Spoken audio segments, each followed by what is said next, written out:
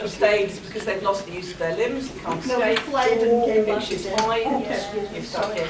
I had a long one and a short one that I was going to read. I couldn't decide what to do.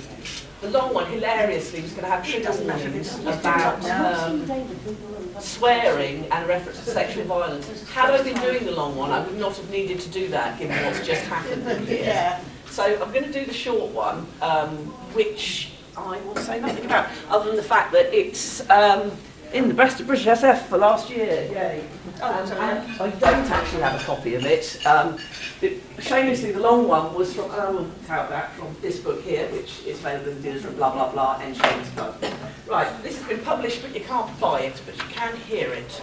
Yeah. Pay attention, there will be a test at the end. Muse Automatique, or the Many Deaths of Gala Darling. My first unexpected death was highly inconvenient. The artist and I were at the point in our courtship where we took meandering walks along the cliff tops near his house, talking of past transgressions and future possibilities. He was starting to fixate on me, obsessing on ways to fit the woman who had captivated him into the emotional vortex of his life and work. A couple of days earlier, after a net bout of filthy sex, I had said, as the record demanded, that I wanted him to kill me. Of course, I never expected him to do it. A spring storm had lashed the coast the night before, and vaporous shreds of cloud still blew across the sky. The sea's glassy swell sparkled in the fitful sunshine. We were not holding hands. That kind of comfortable companionship was years off. But we walked almost in step, Darlie on the outside, myself on the inside. When we found the dead seagull, we stopped. He crouched down. The bird was still too fresh to harbour any corruption, and he was tempted to touch it. I said, as was required, "What do you think broke it? It looks so perfect." "Perhaps it was struck by lightning," he replied, glaring up at the sky. "Or perhaps its heart gave out in the storm and it fell." His gaze slid down, lingering on my neck, my breasts, then back to the dead bird. He reached out towards it, then paused. On some iterations, curiosity gets the better of revulsion, and he touches the bird. Sometimes revulsion wins, and he lets it be. We should make a thing that flies," he exclaimed, hands fluttering. "A thing that flies and dies." More quietly, he added, "A grand automaton of struts and feathers." He jumped to his feet and took my hand. "It will dance through the air." This was not unprecedented. I let him grab my other hand.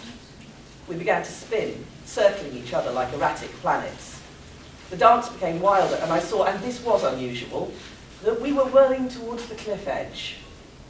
I let one of my hands slip free, but misjudged it. My foot came down the treacherous slope. My balance started to tip. He still had hold of one hand.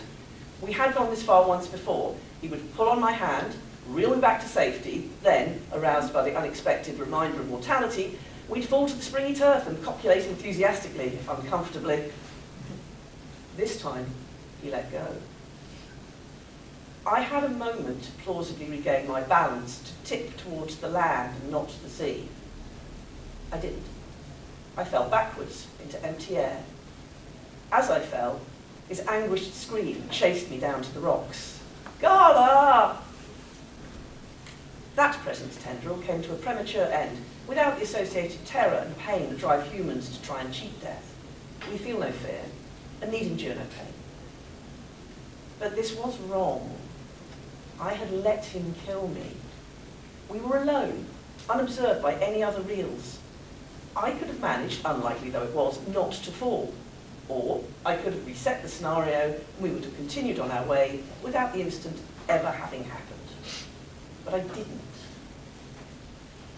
With that consciousness tendril truncated, I saw the artist only peripherally for a while. I kept a watch on him anyway, out of habit. His own death, this time, was even more unexpected.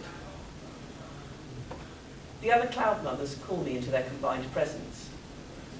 "You allowed the premature termination of one of your presences," they accuse. I did. As a result, a reel also ended their iteration before its time. Indeed so. The artist chose to go out in typically extravagant style, building a giant semi-hollow sculpture of a pregnant woman with scythes for arms and room for himself in its belly. He had assured his friend and collaborator, Louis Brunel, who he had persuaded to film the display, that the contraption was safe. And this was a deliberate act, they asked. Dali had enclosed the sculpture's belly with a metal cage, shutting himself inside its protection. But the cage had hinged open at the last moment as the blade swung down. He died of his wounds the next day. I don't know, I say. Although I can quiz the records from the reel's underlying consciousness, that gives no guarantee of answers, and I have chosen not to. My response dismays my sisters. They withdraw, excluding me from the gestalt. I do not panic. It is my function to retain greater independence than the others. After some time, they say, when the current iteration of that timeline plays out and resets, we will reduce the number of consciousness tendrils you have in it. You're punishing me. I'm incredulous. What are we? Human? This is not punishment. It is to encourage you to maintain perspective. I withdraw without further comment, because they are correct.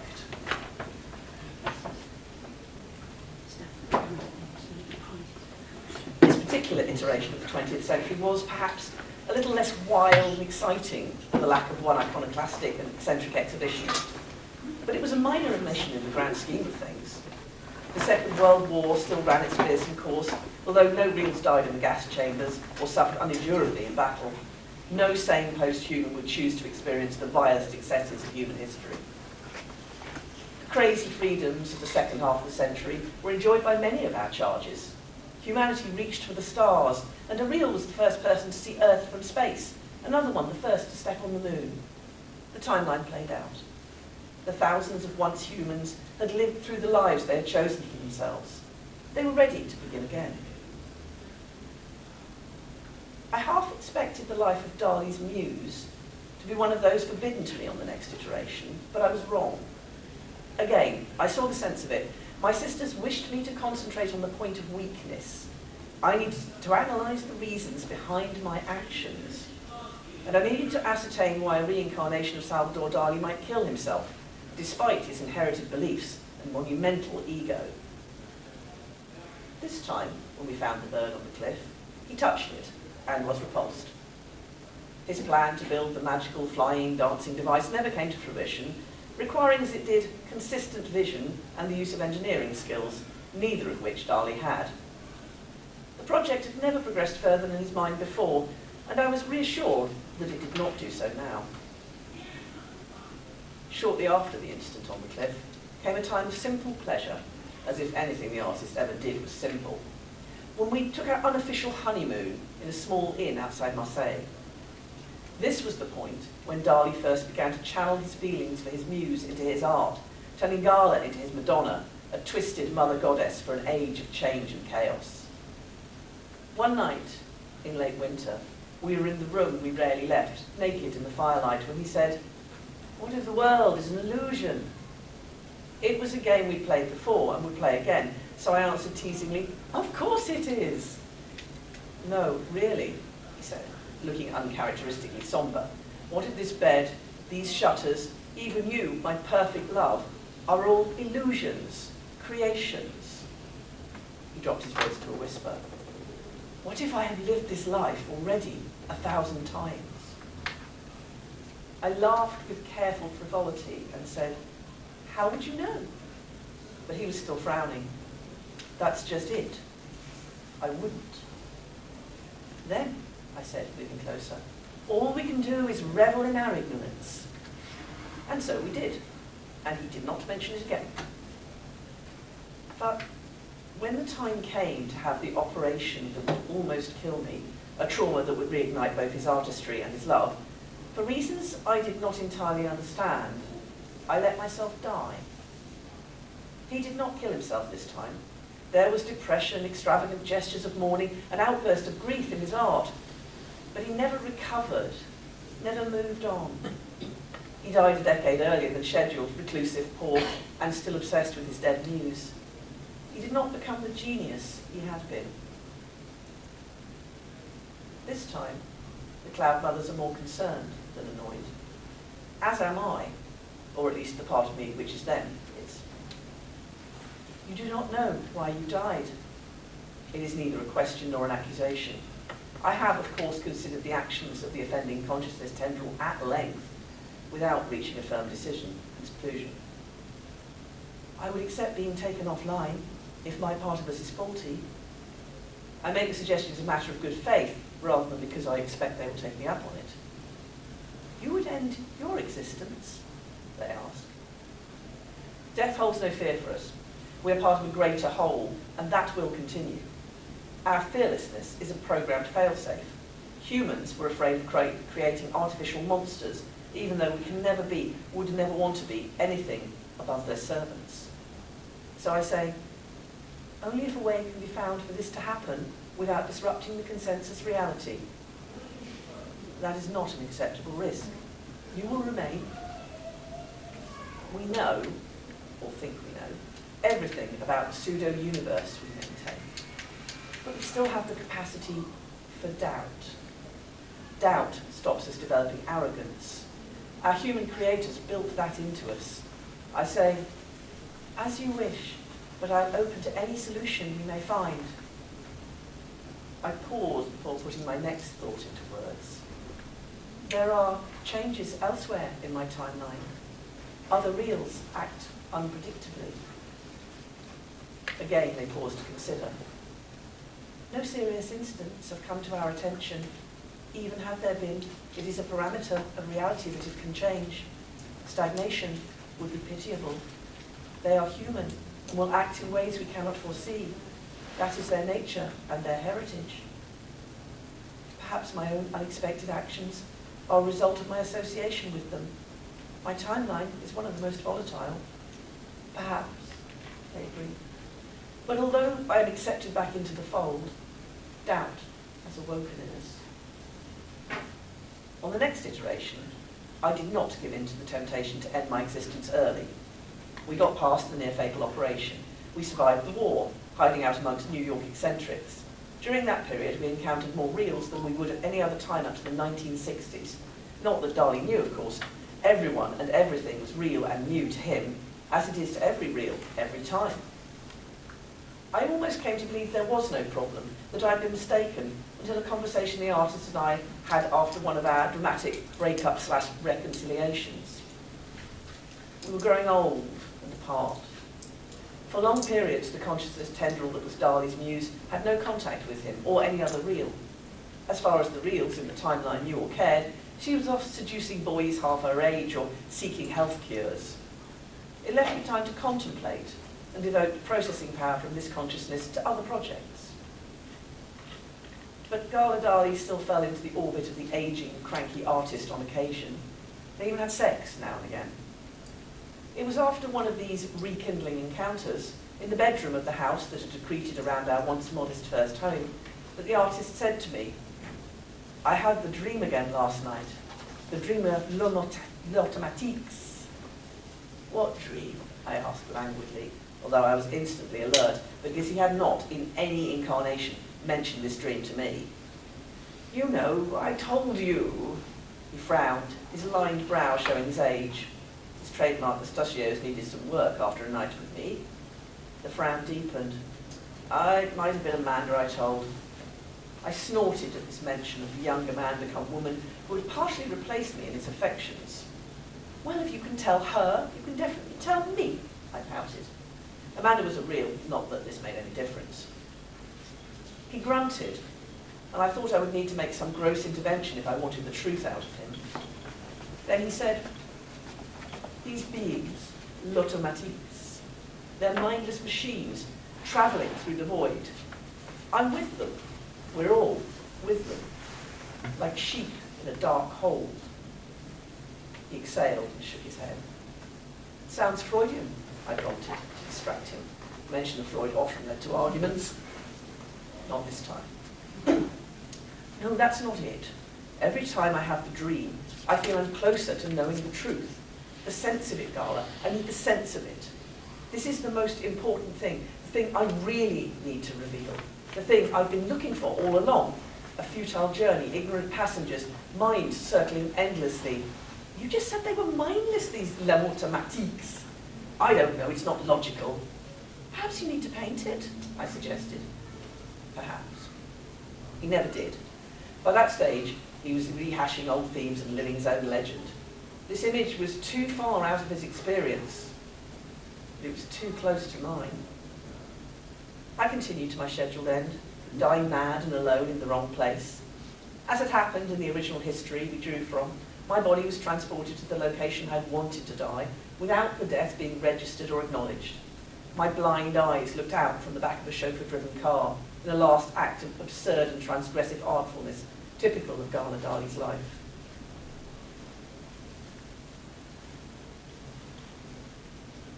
I anticipate that the Cloud Mothers will be interested in Dali's dream, but they contemplate the news only briefly. All possibilities exist in our chargist consciousnesses, they say. Anything that can be conceived of, at some point in some iteration, they will express.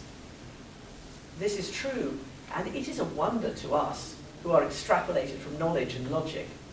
True creativity is beyond the Cloud Mothers. In our role piloting this great vessel through space, we must make informed decisions. That is not the same as intuition. I recall an analogy humans sometimes used. An infinite number of monkeys could indeed produce the complete works of Shakespeare, and whilst our ex-monkeys are not infinite, they have near infinite time on their hands. Although the analogy brings some reassurance, unease remains. I say, they make no new art. No, because all the original geniuses died centuries before the voyage began.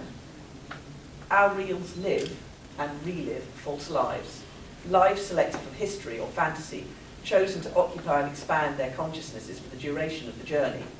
They chose to make the false lives real, to forget who they really were before the ship left. As such, our charges have the experiences and stimuli of great lives, but none of them can achieve the true greatness of the originals. The lives they live now ended long ago.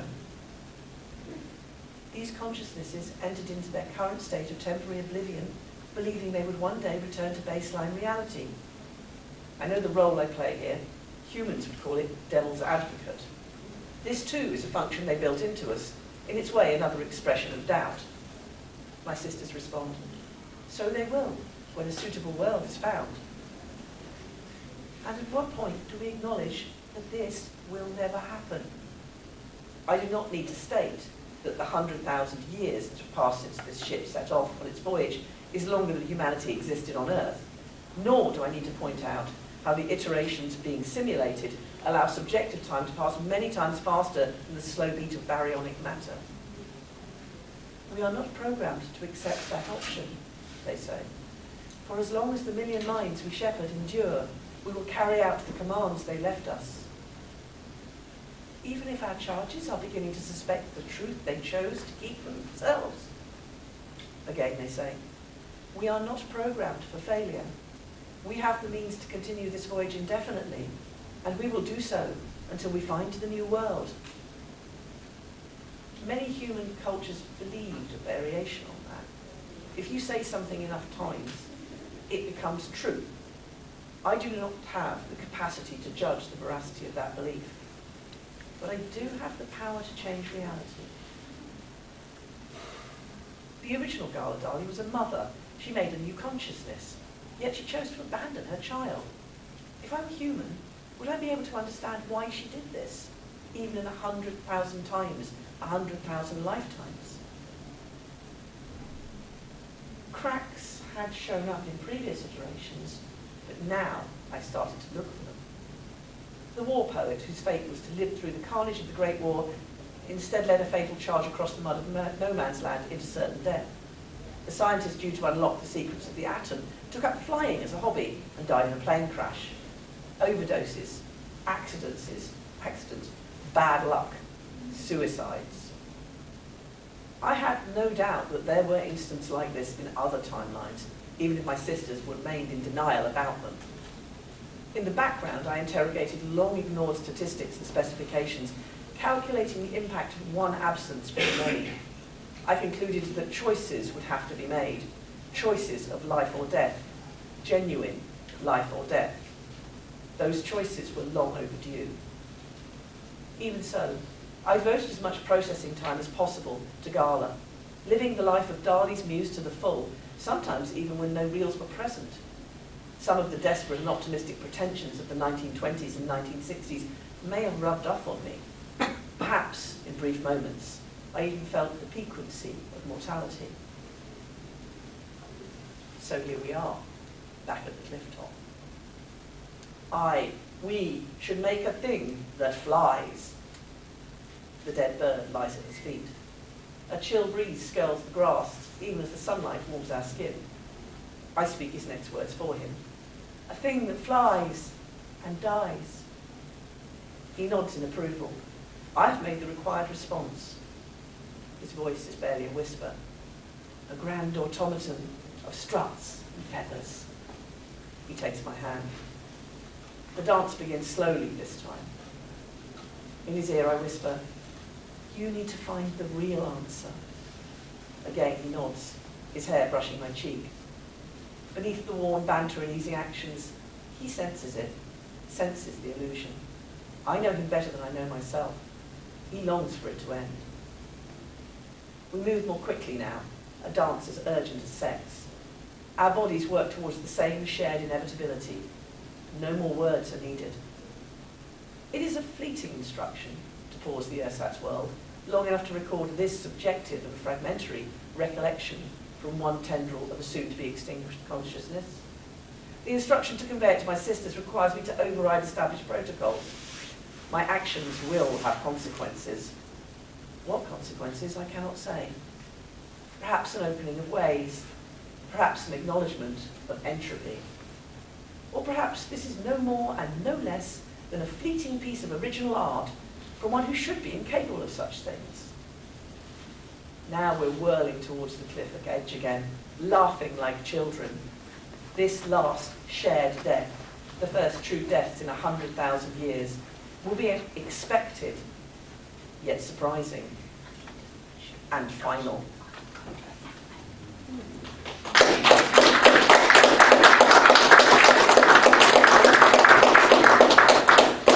Wasn't that cheerful? Yeah, that's my midlife AI mortality crisis story. I shall clear the decks for the next one.